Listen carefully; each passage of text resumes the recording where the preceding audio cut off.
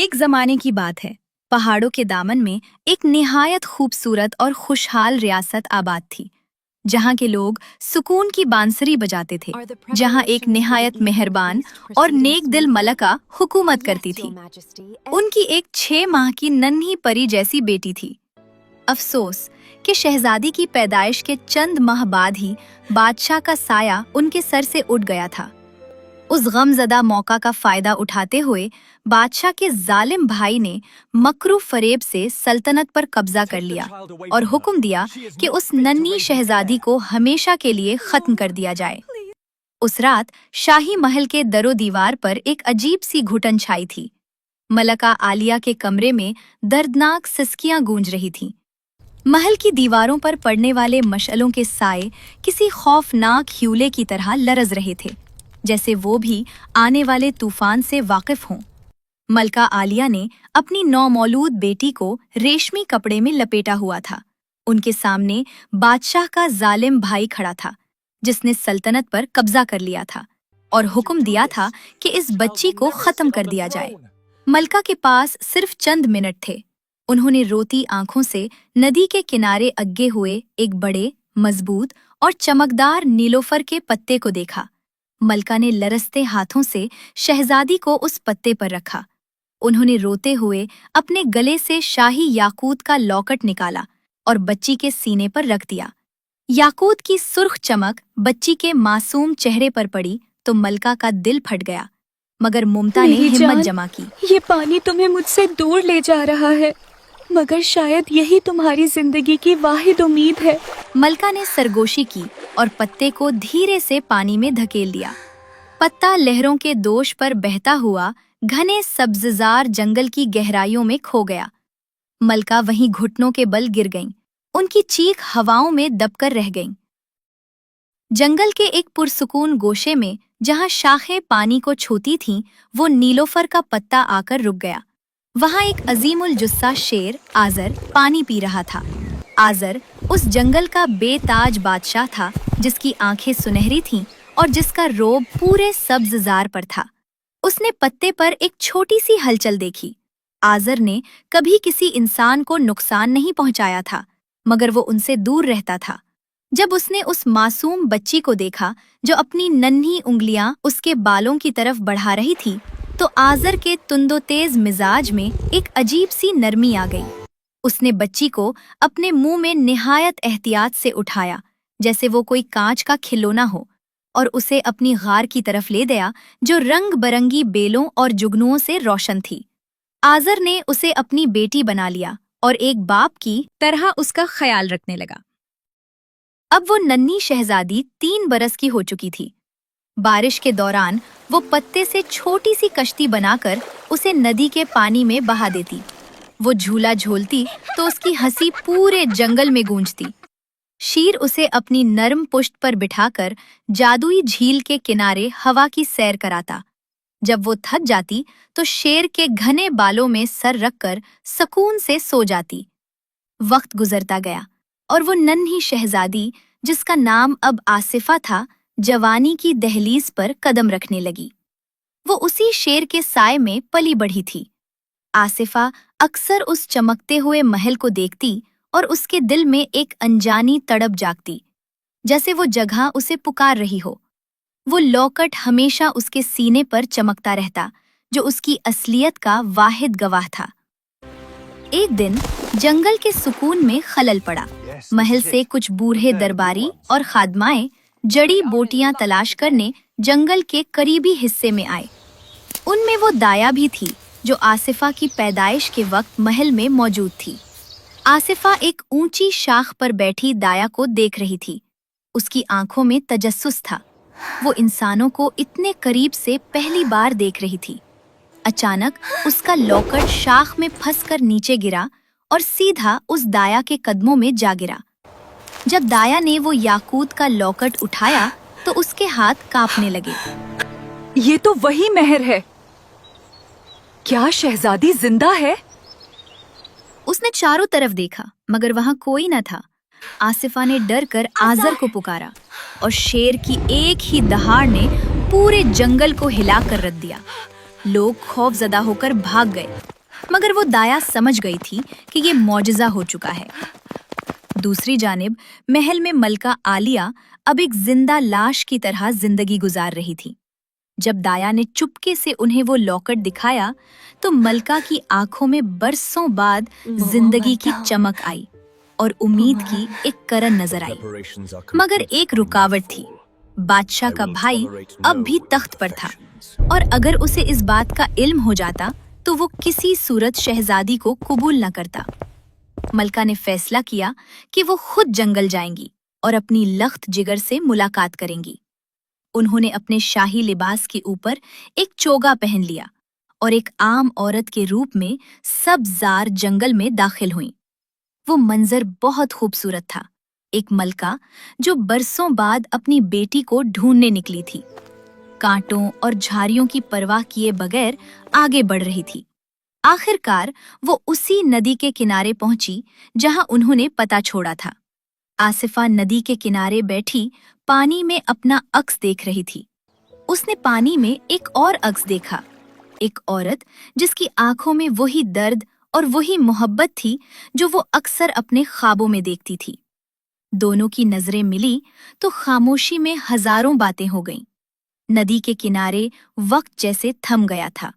आसिफा ने देखा कि ये वही अक्स है जो बरसों से उसके ख्वाबों की दहलीज पर दस्तक देता था। मलका आलिया की आंखों से आंसुओं का सैलाब रवा था। उन्होंने कपकपाते हाथों से आसिफा के चेहरे को छुआ। मेरी बच्ची, मेरी शहजादी। उनकी लहजे में ममता की वो तड़प थी जिसे पहचानने के लिए आसिफा को किसी जबान की जरूरत न थी। दोनों एक दूसरे के गले लगकर देर तक रोती रहीं, जैसे बरसों की प्यास एक लम्हे में बुझ गई हो।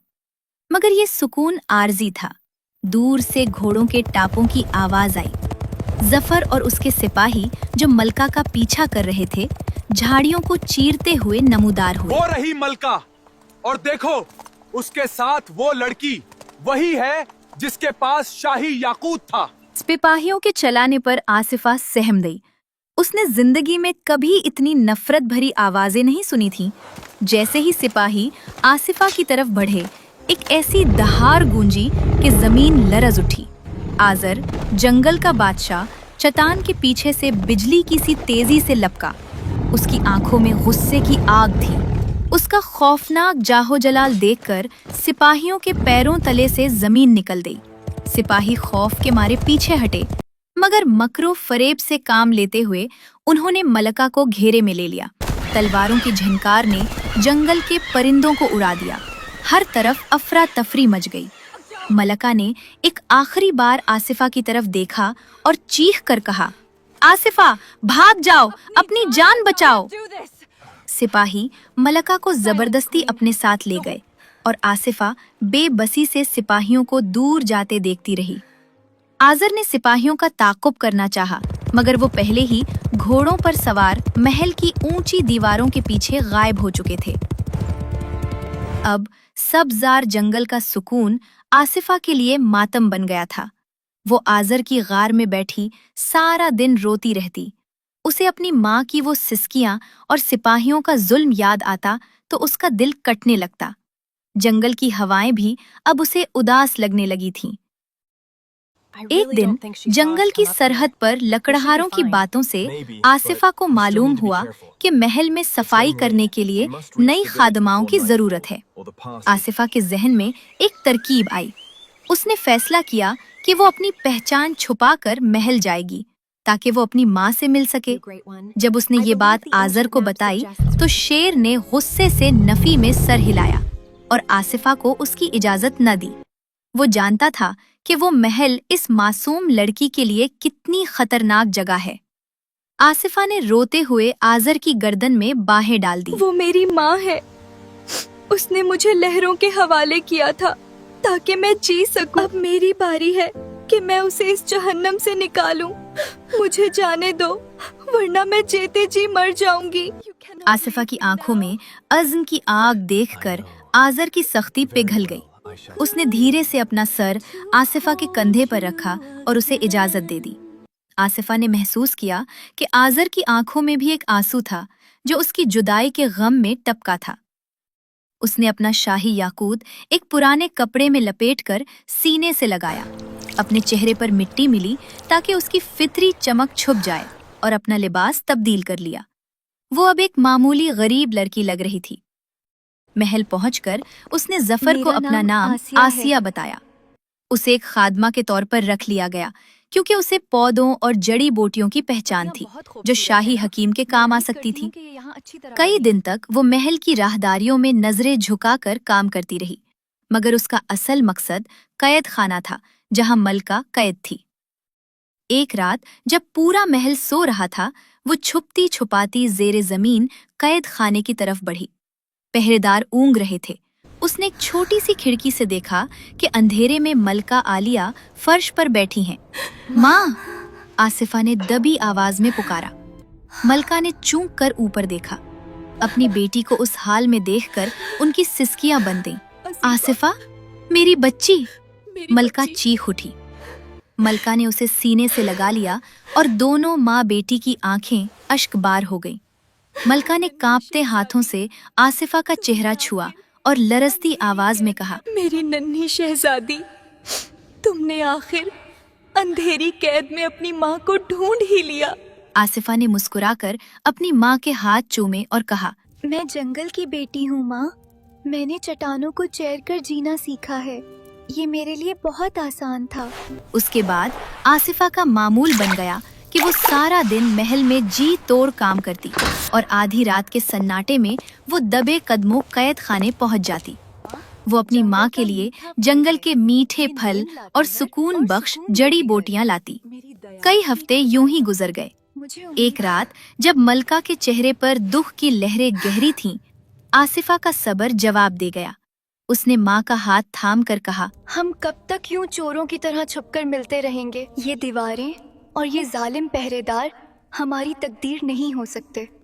आसिफा ने अपनी जंगली जिंदगी के तजर्बात को इस्तेमाल करने का फैसला किया। वो रोजाना शाही बावर्ची खाने में सिपाहियों के खाने में नीली बोटी का अर्क मिलाने लगी। ये जड़ी बोटी इंसान को मारती नहीं थी, मगर उसे खाने वाला कई घंटों तक ऐसी गहरी और मदहोश नींद में चला जाता था कि उसे अपने पास गूंजने वाली आवाजें भी सुनाई न देती। एक रात आसिफा ने सिपाहियों के खाने और पहरेदारों के मशरूब में उस अर्क की दुगनी मिकदार शामिल कर दी। कुछ ही देर में पूरा महल किसी कब्रिस्तान की तरह खामोश हो गया। हर तरफ सिपाही मदहोश पड़े थे। आसिफा ने पहरेदार की कमर से चाबियां निकाली और कैद खाने का भारी दरवाजा खोल दिया। अभी वो मलका को सहारा देकर वो बाहर निकली ही थी कि ऐन उसी वक्त गासिब बादशाह जफर, जो अपने ख्वाबगाह से पानी पीने निकला था, वहां आ गया। उसने जब एक आम खादमा को मलका के साथ देखा तो आग बगोला होकर बोला, तुम्हारी ये हिम्मत? एक अदना खादमा मेरी कैद से बागी को छुड़ा रही है। उसने अपनी तलवार निकाली, मगर आसिफा की आंखों में खौफ नहीं बल्कि एक शेरनी का जलाल था। आसिफा ने अपनी जेब से एक खास किस्म का पाउडर निकाला और जफर की आंखों में झोंक दिया। जफर दर्द से कराहने लगा और उसकी तलवार हाथ से छूट गई। शोर सुनकर कुछ वो दरबारी भी जाग गए जो जफर के जुल्म से तंग थे, मगर मलका के वफादार थे। जब उन्होंने असली शहजादी को देखा तो उनके दिल बदल गए। उनकी वफादारी जाग उठी और उन्होंने जफर के सिपाहियों को काबू कर लिया। उन्होंने जफर को उसी की बनाई हुई कौल कोठरी में डाल दिया, जहां वो अब बाकी जिंदगी अपनी वहशतों के साथ गुजारने वाला था। अगली सुबह जब सूरज निकला तो सल्तनत गुलस्तां का मंजर बदल चुका था। महल की वीरानी दूर हो गई थी और हर तरफ खुशी के गीत गाए जा रहे थे। मलका आलिया दोबारा तख्त पर थी और उनके बराबर में आसिफा बैठी थी। महल के ऊंचे बुर्ज पर आज़र की एक जोरदार दहाड़ सुनाई दी, जैसे वो अपनी बेटी को मुबारकबाद दे रहा हो। जुल्म का सूरज डूब चुका था और एक नई जिंदगी का आगाज हो गया था। यूं वो शेर की बेटी आने वाली नस्लों के लिए एक मिसाल बन गई।